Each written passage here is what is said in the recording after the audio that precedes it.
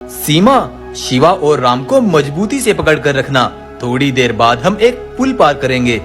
रघु अपने दोनों बेटों और पत्नी के साथ अपने भाई के यहाँ दावत पर जा रहे थे। रघु की बग्गी में कुछ बक्सों के अंदर सोना, चांदी और धन भी मौजूद था।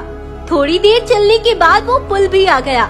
रघु का परिवार आज बहुत खुशी से दावत पर जा रहे थे, लेकिन पुल के बीच में ही उनकी बग्गी में बहुत से बम अचानक से विस्फोट हुए और वो सभी बग्गी से नीचे जा गिरे और बग्गी नदी में जा गिरी। रघु और सीमा आग लगने से घायल हो गए थे और वो वहीं मर गए। शिवा बग्गी में ही था, वो बहुत घायल था और राम पुल पर ही जख्मी हालत में पड़ा था। रघु का परिवार इस हादसे में खत्म हो गया। जब ये खबर रघु के भाई गब्बर को मिलती है तो वो अपनी पत्नी और कुछ सिपाहियों के साथ रघु के ही जंगल पहुंचता है और सभी जंगल वासियों को इकट्ठा करता है। भाइयों, बहुत दुखी के साथ आप सबको बताना पड़ रहा है कि मेरे भाई का पूरा परिवार एक हादसे में खत्म हो गया। क्या? नहीं, रघु महाराज ऐसे हमें छोड़कर नहीं जा सकते। इस सच्चाई को कबूल करना हम सबके लिए बहुत मुश्किल है, लेकिन मैं हमेशा हर मुश्किल में तुम्हारे साथ हूँ। तब से गब्बर इसी जंगल में रहने लगा। गब्बर और उसके सिपाही ही इस जंगल के जानवरों का ध्यान रखते थे। रघु महाराज हमेशा से चाहते थे कि राम और शिवा उनकी राजगद्दी के मालिक हों, लेकिन वो तो अब कभी वापस नहीं आ सकते। हाँ गाएं, लेकिन गब्बर ने जंगल की हर जिम्मेदारी बहुत अच्छे से निभाई है। गब्बर भी जंगल के राजा अच्छे साबित हो सकते हैं। तब सभी जानवर इकट्ठा होते हैं। गब्बर की मेहनत और होशियारी देखकर सबने गब्बर को ही जंगल का राजा बना दिया। रघु की आलीशान जंगल का मालिक अब गब्बर बन गया। गब्बर और उसके सिपाही बहुत मजे की जिंदगी गुजारने लगे। बहुत साल यूं ही बीत गए और गब्बर को एक बेटा पैदा हुआ जो कि बहुत शरारती था और समय के साथ साथ गब्बर का बेटा और भी ज्यादा शरारती हो रहा था। वो कभी जानवरों को गिराने के लिए पेड़ को तोड़ देता तो कभी किसी का खाना चुराकर भाग जाता। अब गब्बर उसके बेटे की शिकायतें लेकर जानवर गब्बर के पास आने लगे, तो गब्बर ने वृंदावन जंगल के एक पंडित को बुलवाया। पंडित गब्बर के जंगल आ पहुंचा, लेकिन ये क्या, उसके साथ तो जवान शिवा भी था। जब पंडित गब्बर की गुफा के रास्ते से जाने लगा तो एक बकरी तेजी से दौड़ती हुई आई। पंडित जी, आप ये शिवा को कहाँ ले जा रहे हैं? यहाँ से जल्दी से मेरे साथ चलो। तब बकरी शिवा और पंडित को चुपके से अपने साथ एक गहरी गुफा में ले आई। पंडित जी, ये शिवा आपको कहाँ से मिला? कौन शिवा? ये तो मेरा बेटा वीर है। मुझे एक टूटी बग्गी में दरिया में बहता हुआ मिला था। इसकी याददाश्त चली गई थी, तब से मैंने ही इसे पाला और इसका नाम वीर रख दिया। नहीं पंडित जी, ये हमारे महाराज का बेटा शिवा है। दरअसल रघु के परिवार के साथ जो हुआ था वो कोई हादसा नहीं था, बल्कि एक साजिश थी। रघु को जब उस दिन उनके भाई गब्बर ने दावत पर बुलवाया था तो मैं गब्बर के ही जंगल में थी।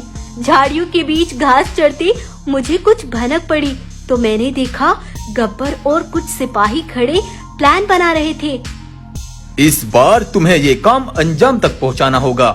इस बक्से में बहुत सारे खतरनाक बारूद बम है, जिनका विस्फोट होते ही रघु का परिवार तो क्या, उसकी छाया भी नहीं बचेगी और फिर उसका आलीशान जंगल मेरे कब्जे में होगा।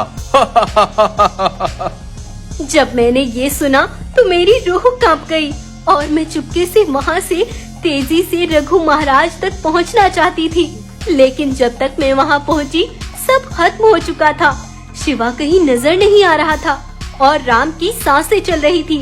तब मैंने राम को उठाया और यहाँ इस गहरी गुफा में ले आई। सालों के इलाज के बाद राम ठीक तो हो गया, लेकिन मुझे हमेशा बस एक ही बात का डर बना रहता है कि अगर गब्बर को पता चल गया तो वो हमें कभी जिंदा नहीं छोड़ेगा। बकरी जब ये सब बता रही होती है तो शिवा को जो कुछ भी हुआ था सब याद आने लगता है और उसकी याददाश्त वापस आ जाती है। वो तेजी से अपने भाई राम को गले से लगाता है और अपने चचा को सबक सिखाने के लिए एक बड़ा प्लान बनाता है। आप जाइए पंडित जी, और अपना काम शुरू कर दीजिए। तब पंडित जी गब्बर की गुफा पर जाते हैं। आओ पंडित जी, मैं अपने बेटे के हर दिन बढ़ती शरारत से परेशान आ गया। आप ही कुछ हवन करके इसका समाधान कीजिए। देखो गब्बर, तुम्हारे बेटे को सीख देने और उस पर हवन करने के लिए मुझे एकांत चाहिए। मैं एकांत में बैठकर इसके लिए तपस्या करूंगा, लेकिन तुम्हारे बेटे और मेरे सिवा वहाँ कोई और नहीं होना चाहिए।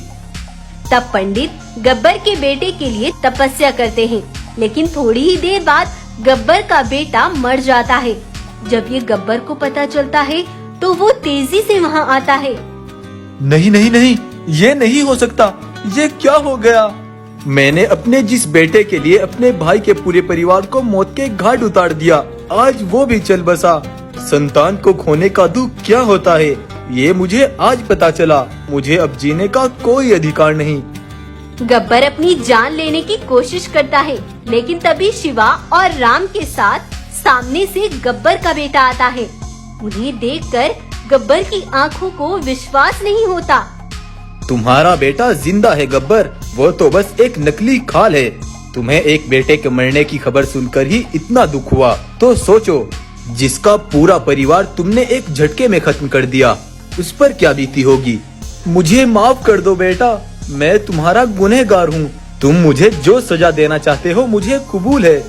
अगर सजा ही देनी होती तो अब तक तुम्हारा बेटा मर चुका होता, लेकिन हमें पिताजी के जंगल को फिर से एक साथ मिलकर चलाना होगा। तब से शिवा, राम और गब्बर का बेटा तीनों जंगल को संभालते हैं और रघु के जंगल में फिर से खुशहाली आती है।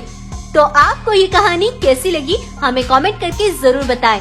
आप किस तरह की कहानियों में ज्यादा इंटरेस्ट रखते हैं, हमें कमेंट सेक्शन में अपनी सजेशन जरूर दें।